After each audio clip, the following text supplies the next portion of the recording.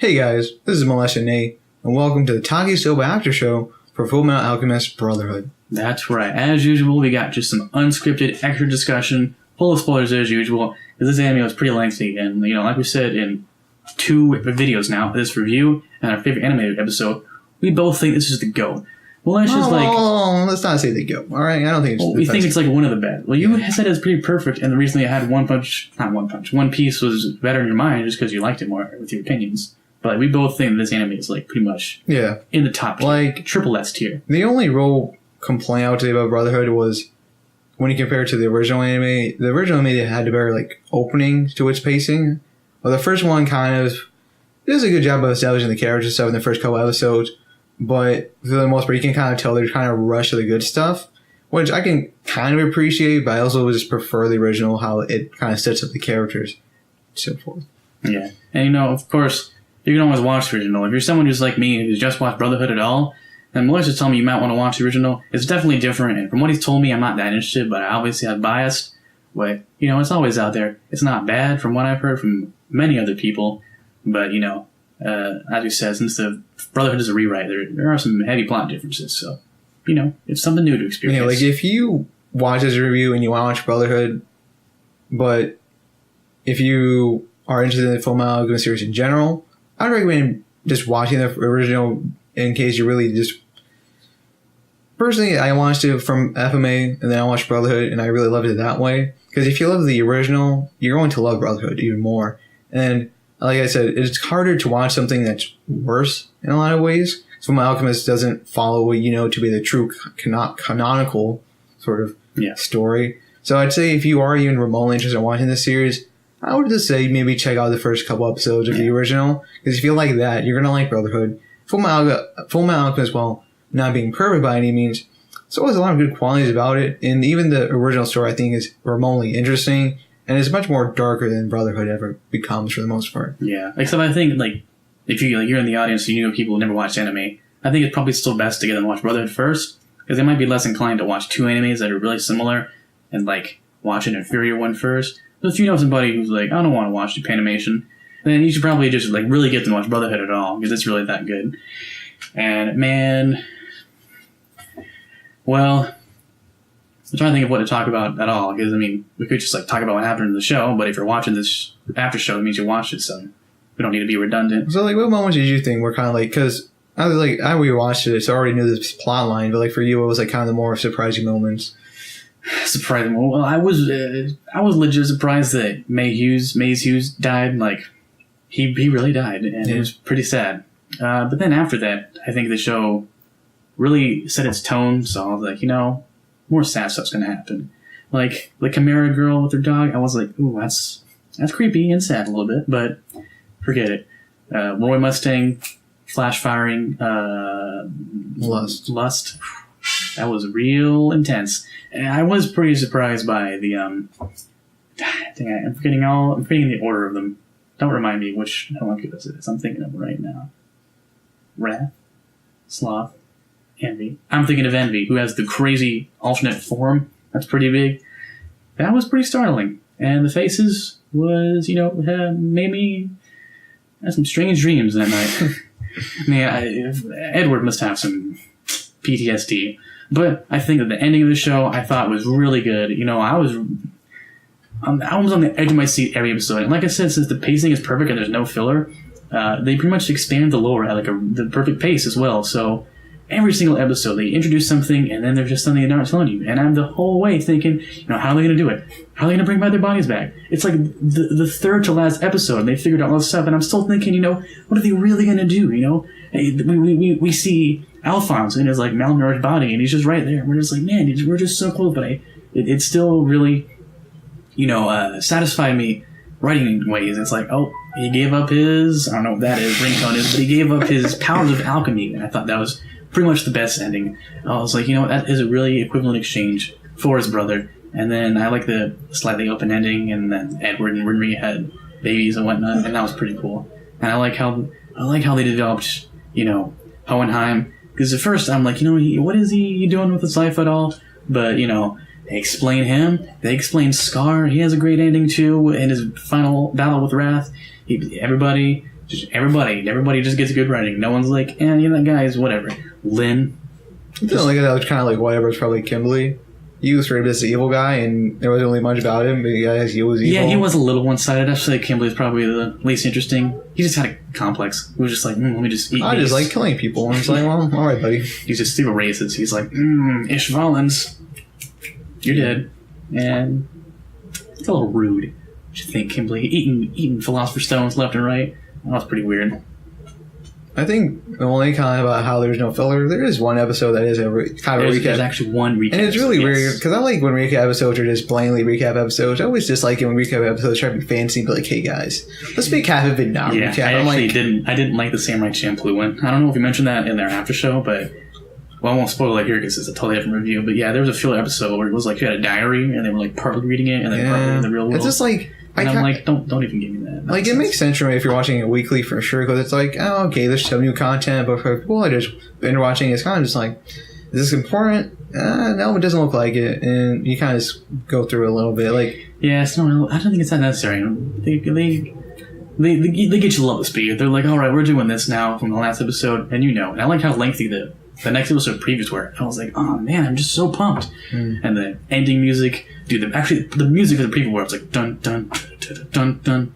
That's like, and then it goes dun dun. It's really amazing. It's like a little bit of Law and Order. Man, I just love everything about the soundtrack. It's so good, and I love the Samurai Champloo soundtrack. But dude, I got all the discs for Fullmetal Alchemist Brotherhood soundtrack, and the extra disc where it's like the OP. The short version for TV, and then the extended version, which is the actual song, and the instrumentals, everything, man. It's like a lot of discs. I think there's a disc for each OP and ED. Not 10, but there's 5. It's like OP and ED for 1, and then 2, 3, 4, 5. So I think there's 8 discs total. It's a lot. Yeah, Fullmetal Alchemist has a good soundtrack. I don't think it's as fantastic, and he claims it to be. I think it's good, but I think there are other shows like How It Be About to Me still has a better soundtrack because I just like jazz music more, so it just fit with me. I also just think, in general, it just had a solid soundtrack for a shonen show. But I say something like Hunter x Hunter still has more epic orchestral pieces. Even something like other shows, like Fate Zero, Fate series in general, to me have better soundtracks just because they're a bit more epic. And since those shows are a bit shorter, you don't get to hear as much as the repeated ones. Or if you do, they're much more like momentous. But Alex Brothers still has a really good soundtrack, never mind. But just saying, let's not pretend it's the goddamn Jesus Christ of soundtracks. Well, I'm pretty sure I said in the review it's the greatest that I've heard, and I also said it's my favorite. If you say Hunter x Hunter and Fate Zero have better or like more interesting epic orchestral ones, well, I haven't heard them. This is the most orchestral anime soundtrack I've heard. So, I'm the anime casual here. And I think since it's so orchestral, it's like really good, just general listening music. Like when I was writing our script for the review, I'll just listen to the background music because it's just instrumental. It's good like that. And the first OP is still my favorite opening. Moving on. So, hey, were you surprised when Roy Mustang became blind for a little bit? Nah, I did see it coming. Well, you see in the opening, if you pay attention, you see him like, his eyes go blind before he actually goes blind. Well, I didn't actually look at OP animation that in deep, so I didn't catch every bit of foreshadowing. But I do remember him explicitly saying the words that he says, I want to see the betterment of my country, and he says that several times. So when he starts getting his thing taken away from him, like he's going to take his sight, and then the guy's going to be like, "See, now you literally can't see your country be improved when you become the new president, dictator, whatever they call him." Führer. Because they're totally Germans. Yeah. Well, did they ever rename the title? No. I thought maybe when Roy took the title, they changed it to make it different. No. He doesn't even have the title. He took it for like 2 seconds. Like, hey guys, I'm blind. I mean, I do it right now. Yeah, but he got his sight back. But I did definitely see that part coming just from the way where I was talking. So when it finally happened, I was like, see, that's what happens. Kind of sucks that he didn't really, approve of the equivalent exchange. He was like, I don't want this. But then the weird freaking baby demon or whatever that's inside of the gate, it's like, I'm going to take it from him because I'm a jerk. And I'm just like, okay, listen. If that person's like a sentient being or whatever, if it's God or whatever, can you just let us have a haggle real quick? But no, man, there's no happy in those transactions. If you're in the gate, like, all right, here's something, there's your eyesight for me. And I'm like, what the heck, man? That's pretty sucky, actually. Yeah. I would be so mad. I wouldn't. I actually would be. I can't already see. So. You want to be blind for reals? You never know, guys. I don't blind. I have perfect vision. That's a whatever. And yeah. I think the only other thing you could maybe not like in this show, if you're really into like, maybe like the one complaint you could have of the show after watching it could just be that you could argue that Ed and Al were a bit too nice to the villains, because there are a lot of times where I'm like, you could just kill this guy and be fine. Nah, I think it was definitely, it fit the character a lot. Yeah, I'm not saying it didn't, but you can kind of see why someone would be kind of annoyed, or kind of they're making these decisions that when you think about kind of in a logical sense without emotion, it's like, seems clear that they should do this one, but instead they kind of go with the harder route. That ultimately kind of pays off at the end, because obviously they get a lot of relationships. So I'm not saying it's bad, I'm just saying that I can at least see how people get annoyed by it, because another series called Fate Stay Night, the main character is very justice oriented, and it makes me want to die. So he's my least favorite main character of all time. So it was nice kind of seeing he's the extreme version of that, while Ed and Al are more of a balanced version, because they do accept death whenever it does happen, if sometimes they don't cause it or anything. So yeah. They were just really strong with their morals, man. They were like, we're not going to kill you because we're better than that. And sometimes it could have been like, man, could you just kill Kimberly? But it's like, I can see why. I wasn't really that annoyed, but sometimes I was just like, man, you could have killed that guy. But Ed and Al found kind of being like, no, we're really good guys. So yeah, we're like Hallow. And since it was really well written in the character, obviously, I'm like, you know what, I can get your justification. All right, you can go ahead and not kill Kimberly, I guess. Dude's just freaking eating Fruity Pebble Philosopher's Stones like there's no tomorrow. That was weird. He had oddly specific control of his body. Like if I had like a marble that wasn't digestible and I swallowed it, I couldn't just be like, there's a marble, nice and clean. Like he did it sometimes. You're gonna have really good control of. I mean, the esophagus only goes so far. How did he get it back up out of his stomach? Hey, hate to break it to you, but anime isn't real. I know, but it's not like that was. He didn't use magic for that. He just kind of did it as if like you could do it in real life. Like, can anybody really do that? You see those guys swallowing swords. I don't know how to swallow swords, so I don't know how to choke back up Philosopher's Stones after I'm done, just pounding them in my mouth. It's become bulimic. Really weird how they introduced God in the anime as well, with them just being the hands thing. I feel like they sure just glossed over that. Actually, that was one of the things that I feel like never was totally explained. I mean, they didn't really need to in a sense, but it was just like, father guy was just like, all right, I've got power. Whoops, hey God, I got power now. God just like, and then father's like, what the heck, man, I did all this to be a god myself, man. And then Hohenheim's just like, can you stop?